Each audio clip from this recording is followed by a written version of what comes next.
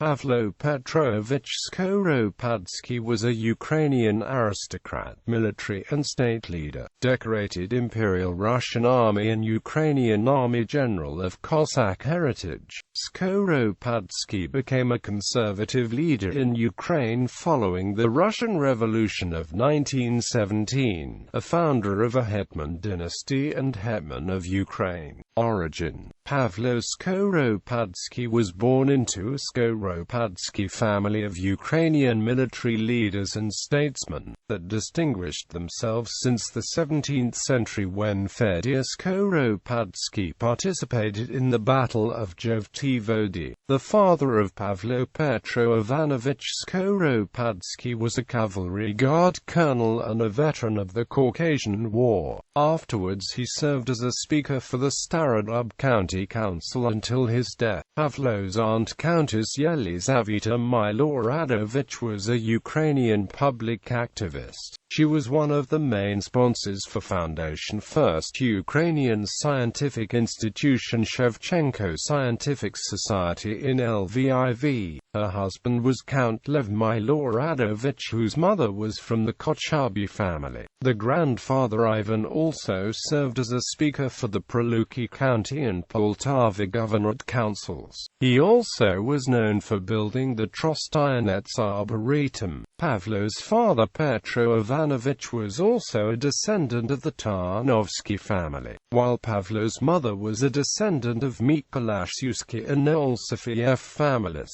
Pavlo grew up at his father's estate in Trostianets, Praluki County, Poltava Governorate. He attended a gymnasium in Starodub and later graduated from the Page Corps Cadet School in St. Petersburg.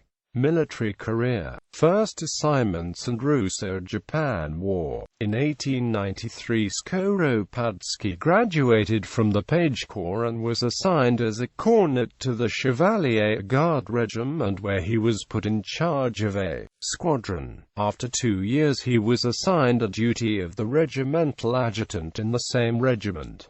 In December 1897 he was promoted to poruchik. In 1897 Skoropadsky also married Alexandra Petrovna Dernovo, a daughter of Pyotr Pavlovich Dernovo, the general governor of Moscow. Skoropadsky's first major assignment was a Sotnia commander in the 2nd Chita Cossack Regiment of the Transbaikal Cossack Host in Chita during the Russo-Japanese War. Later he became an adjutant to the commander of the Russian forces on the Far East, General Nikolai Linovich. During the war Skoropadsky was awarded the George's Weapon and several orders. In December 1905 Tsar Nikolai II made him a Flegel adjutant in a rank of colonel. On September 4, 1910 Colonel Skoropadsky was commissioned as the commander of the 20th Finnish Dragoon Regiment, still continuing to be a Flegel adjutant of the H.I.M. retinue. On April 15, 1911 he was reassigned to the Leibgard Cavalry Regiment. Leibgards were the elite Russian military forces assigned for a personal protection of the Emperor. On December 6, 1912 Skoropadsky was promoted to the Major General of the H.I.M. retinue. World War I. At the start of World War I, Skoropadsky was put in charge of the reorganized 1st Brigade of the 1st Cavalry Guard Division as part of the 1st Army, commanded by General Paul von Rennenkampf. Skoropadsky already worked for von Rennenkampf during the Russo-Japanese War when the last was commanding Transbaikal Cossack Host. On August 6, 1914 his regiment distinguished itself in battles near Kraupishkin as part of the Russian invasion of East Prussia. Later he was appointed as a commander of the United Cavalry Guard Division, which distinguished near Kaushin. General Skoropadsky also commanded the 5th Cavalry Division. On April 2, 1916 he was promoted to Lieutenant General and was commissioned the 1st Cavalry Guard Division. From January 22 to July 2, 1917 he is in charge of the 34th Army Corps. In July 1917 the decommissioned 34th Army Corps was transformed into the 1st Ukrainian Corps. In October 1917 at the First Congress of the Free Cossacks he was awarded a title of the Honorary Otaman. From October to November 1917 his 60,000-man Army Corps successfully defended the railway corridor stretching through Podoli to Polisia, the Vapniarka, Zhemerinka, Koziatan, Shepatuka, and defended against the attacks from the Romanian front, particularly the 2nd Guard Corps that was headed by Yevgeny Bosch. Political life. On 29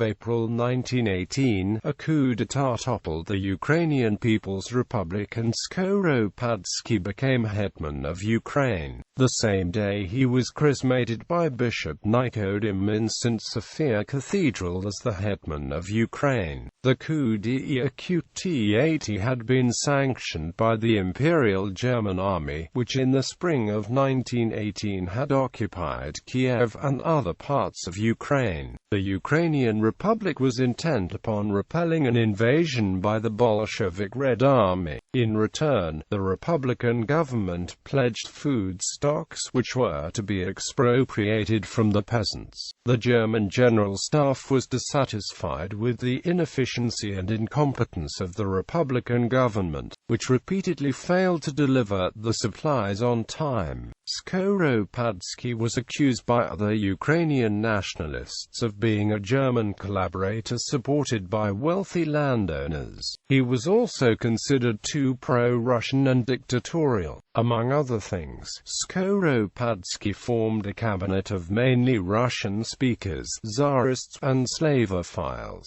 Simultaneously, he committed Ukraine to federation with a restored Russian Empire. Despite these criticisms, by contrast with the earlier socialist Rada, his government was given credit for having created an effective administrative organization, established diplomatic ties with many countries, concluded a peace treaty with Soviet Russia, and built many schools and universities, including the National Academy of Sciences of Ukraine. In November 1918, Skoropadsky was removed from power in an uprising led by the Social Democrat Simon Petlura and the withdrawal of German forces from Kiev. The uprising nominally restored the Ukrainian People's Republic, but power was vested in a Directoria, a provisional government of 5 directors chaired by Volodymyr Vinnichenko.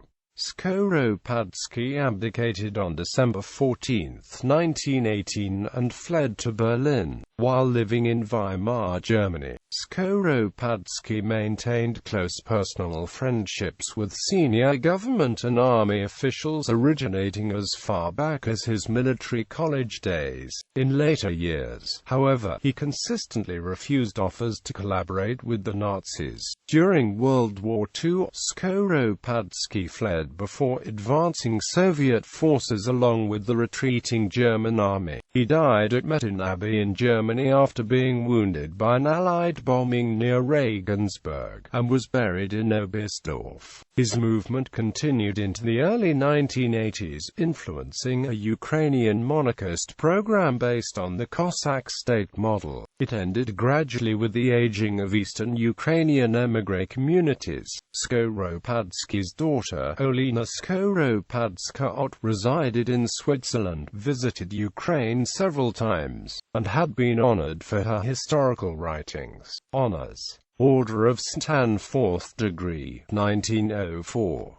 Order of St. Anne 3rd degree with Swords and Bow, 1904. Order of St. Stanislaus 2nd class with Swords, 1905. Order of St. Vladimir 4th degree with Swords and Bow, 1905. Gold Sword for Bravery, 1905. Order of St. Anne 2nd degree with Swords, 1906. Order of St. Vladimir 3rd degree, 1900. Order of St. George 4th class. Order of the Red Eagle, 1918. Family. On January 11, 1898, Pavlo Skoropadsky was married to the Russian noblewoman Alexandra Ernova, a daughter of the Russian soldier and statesman Pyotr Ernova and Maria Vasilyevna.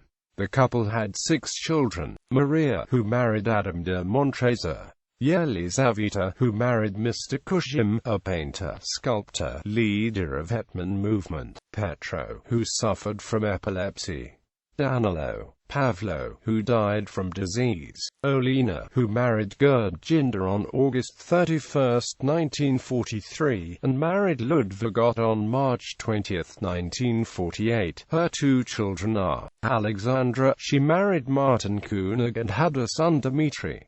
Irene. Ancestry.